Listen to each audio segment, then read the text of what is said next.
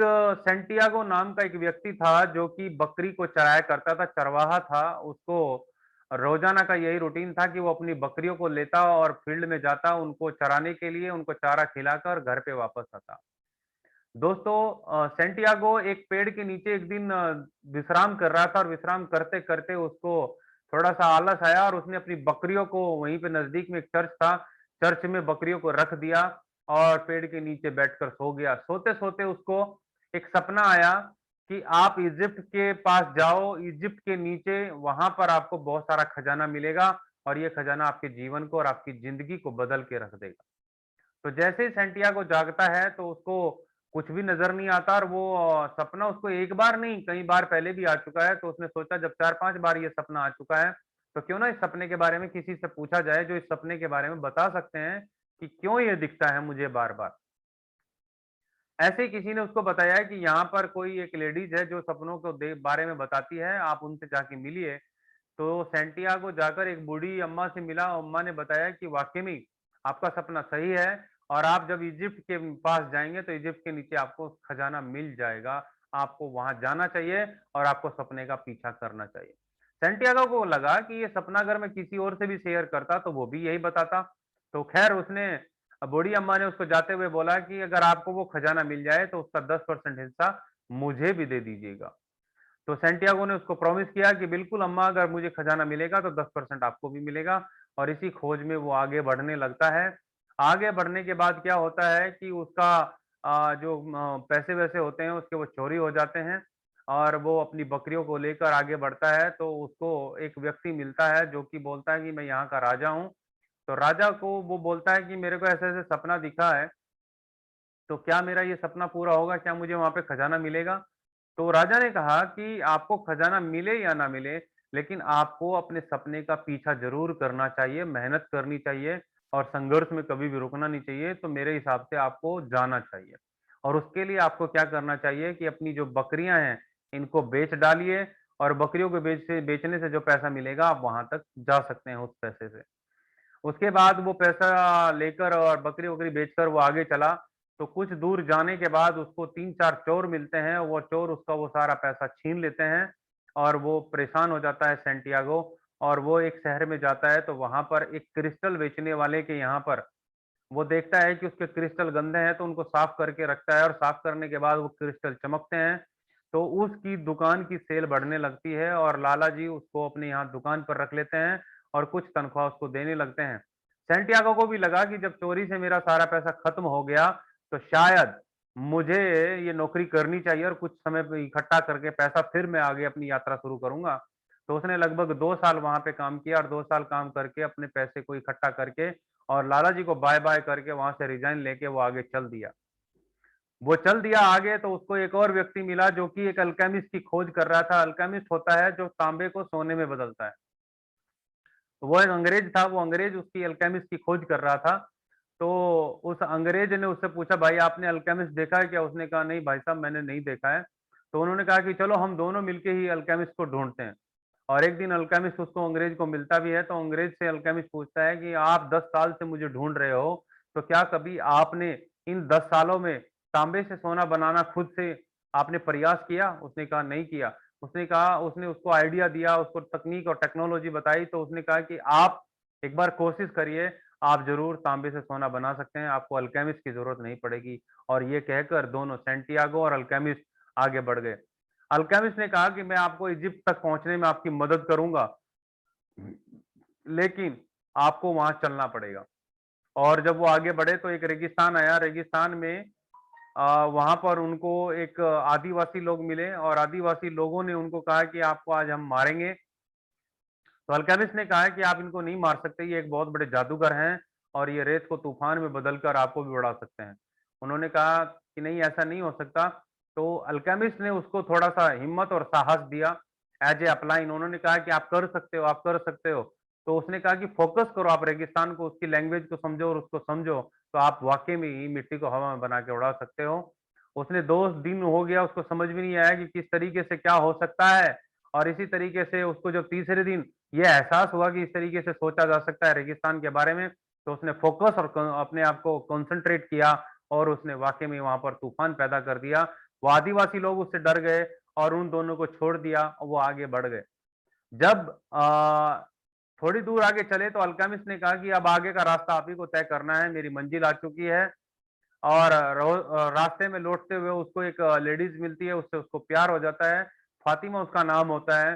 वो फातिमा उसको बोलती है कि आपको अपना सपना पूरा करना चाहिए, आप जाइए, मैं कुछ दिन आपका इंतजार कर सकती हूँ, आपको वहां पर खजाना जरूर मिलेगा। तो इस तरीके से पहुंचता पहुंचता वो सेंटियागो इजिप्ट पे पहुंच जाता है, पिरामिड जहां पर वो होते हैं।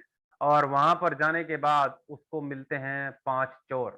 5 चोर उसको पकड़ लेते हैं और पकड़ने के बाद उसका सारा खजाना, सारे पैसे लूट लेते हैं। उसमें से एक चोर बोलता है कि तू यहाँ पर क्यों आया है? उसने कहा कि मेरे को सपना दिखा था, इजिप्ट के नीचे खजाना है, मैं उस खजाने को लेने आया हूँ।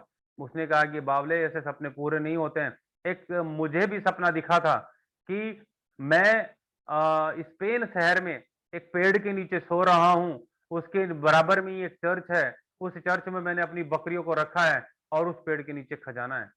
ये बात सुनकर सैंटियागो को बड़ा एकदम से झटका लगा और अचंभा हुआ। उसने मन ही मन सोचा कि ये सपना तो मैंने देखा था, क्योंकि मैं वहीं पर था, ये मुझे मालूम है। तो उसको ख्याल आया कि मेरे को खजाना यहाँ इजिप्ट के नीचे नहीं मिलेगा, मुझे खजाना मिलेगा वहां पेड़ के नीचे। तो सैंटियागो वहां से वापस रिवर्स आया और पेड़ के नीचे जब उसने खुदाई चालू किया तो उसको खजाना मिल गया। उसमें से 10% उसने उसको बूढ़ी अम्मा को दे दिया और फातिमा जो उसको लेडीज मिली थी उससे उसने शादी करके अपने जीवन यापन को चलाया।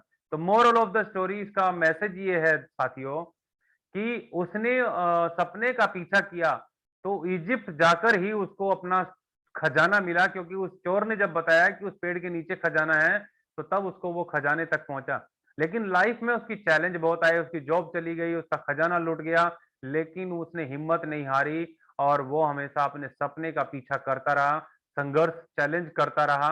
और मोरल ऑफ द स्टोरी ये है कि अगर हमारा भी ड्रीम है, अगर हमारा भी सपना है, तो हमें कभी भी उसका पीछा नहीं छोड़ना है।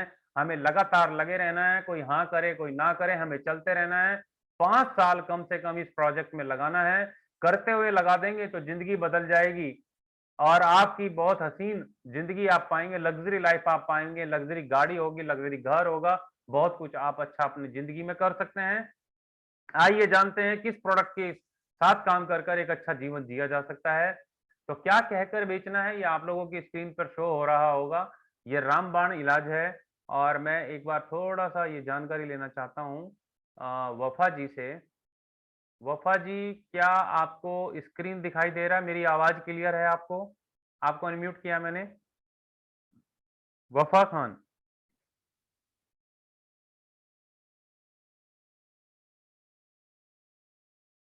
वफा जी प्लीज अनम्यूट करें आप अपने आप को।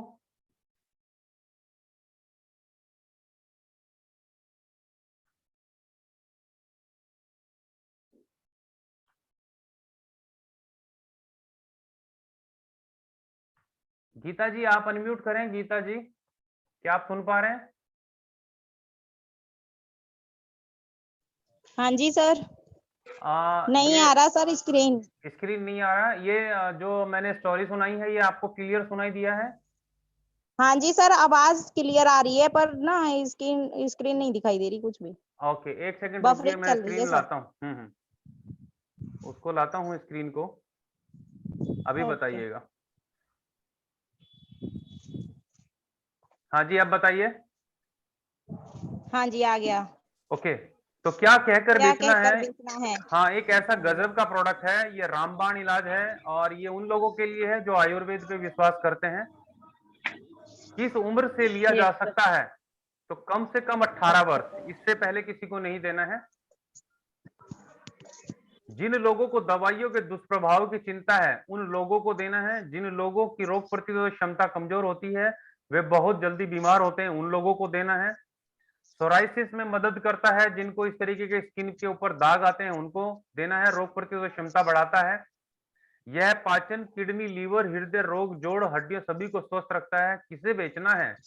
यह त्वचा से संबंधित समस्याओं जैसे मुहासे, रोग प्रतिरोधक क्षमता को बढ़ाकर आपकी सेहत को दुरुस्त रखता है। उन लोगों को जिन्हें सदा रहना है रोग मुक्त, उन लोगों को जिन्हें चाहिए तुरंत रिजल्ट, जैसे वायरल फीवर। अगर आप इस कैप्सूल को रोजाना 3 दिन लगातार दे देंगे तो उनका वायरल फीवर भी ठीक हो सकता है। आयुर्वेदिक डॉक्टरों को स्पा और ब्यूटी पार्लर में ये प्रोडक्ट काम करता है, इसलिए साइड इफेक्ट का कोई चांस ही नहीं है क्योंकि ये आयुर्वेदिक है।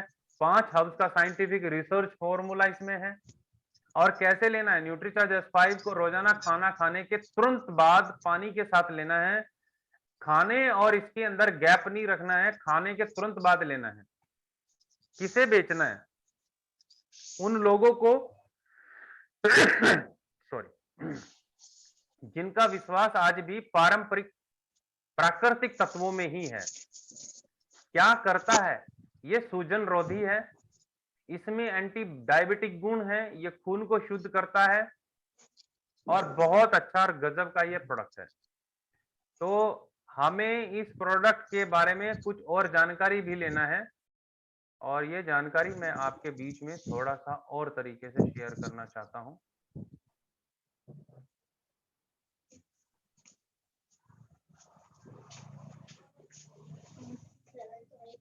तो ये आप समझ गए होंगे, ये प्रोडक्ट है न्यूट्रीचार्ज S5।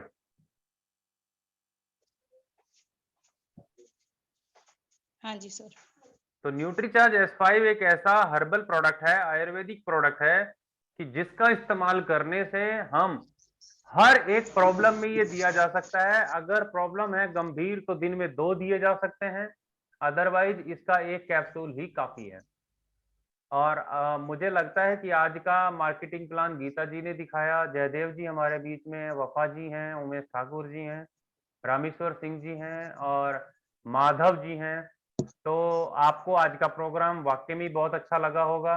मैंने पूरा प्रयास और कोशिश किया है स्टोरी के माध्यम से भी और आपको प्रोडक्ट के माध्यम से भी कि कुछ ना कुछ रोज़ विशेष जानकारी आपको मिलती रहे। तो हमारे बीच में एक शानदार गज़ब के लीडर हैं, थोड़ा-सा उनसे फीडबैक लेते हैं। मैं इनवाइट करता हूँ शानदार, जानदार रॉयल्टी अचीवर फ्रॉम बिहार से मिस्टर माधव कुमार। आप सब लोगों की great upline. Please welcome Madhav ji, unmute हैं आप। बहुत बहुत धन्यवाद गुरुदेव। नमस्कार सभी साथियों को, जय आरकेएम। आवाज क्लियर आ रही है? Clear sir. हाँ जी।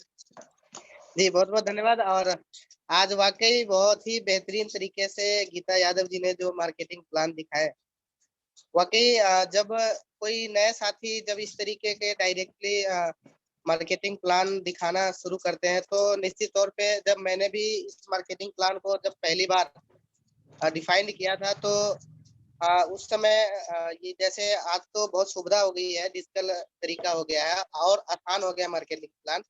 लेकिन उस समय जब स्टेज पे बुलाया बुलाया जाता था मार्केटिंग प्लान के लिए तो पूरी कँपकँपी छूट जाती थी, पसीने छूट जाते थे, टाँग कूदने लगती थी और आवाज़ बंद हो जाती थी कि घर से जो सोच के जाते थे कि आज जो तैयारी करके जाते थे कि आज ये बोलना है, इस तरीके से लोगों को बताना है और जब स्टेज पे जाते थे तो वो सारी बातें वो पता नहीं स्टेज पे चढ़ते ही कहाँ गायब हो जाती थी।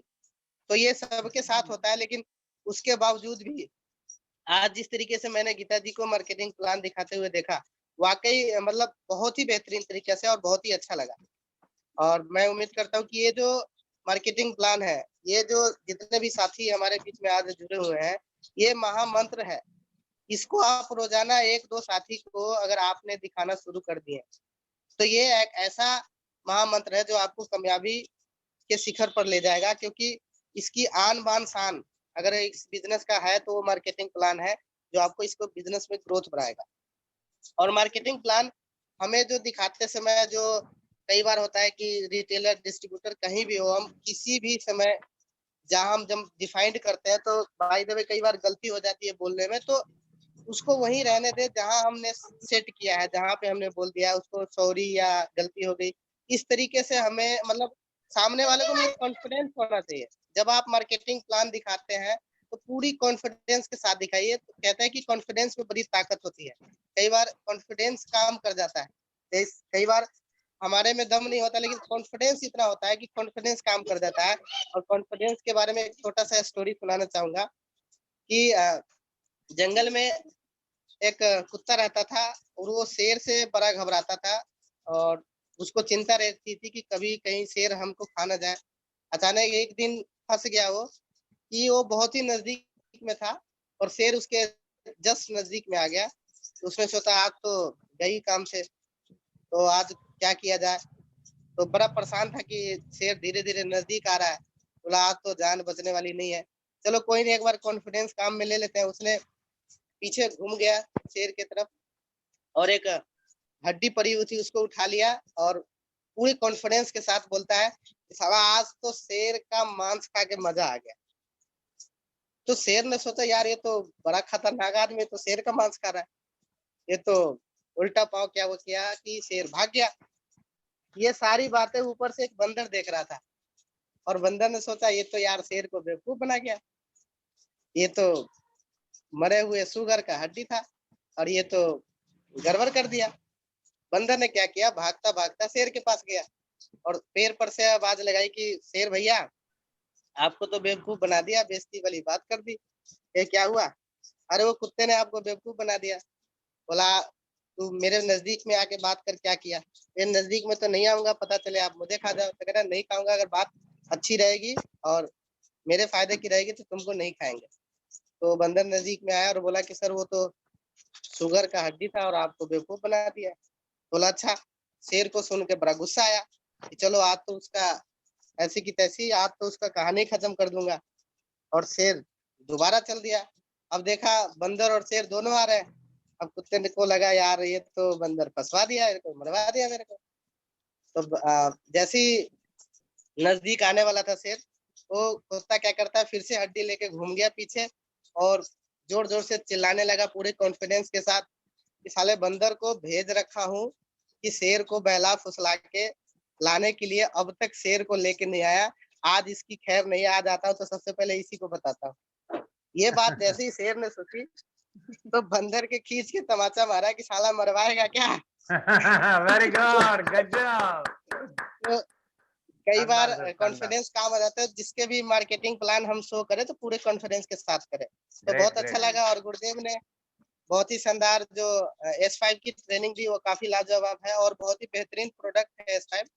क्योंकि मैंने अभी मैं और उमेश जी अभी फील्ड में निकले गए थे सुबह सुबह और मैंने सोचा नजदीक में ही जाना है, तो सुबह सुबह का समय था और अभी ये मौसम भी चेंज हुआ है, एकदम से गर्मी आ गई है अचानक। तो मैंने सोचा कि गर्मी है कोई दिक्कत नहीं है और निकल पड़े।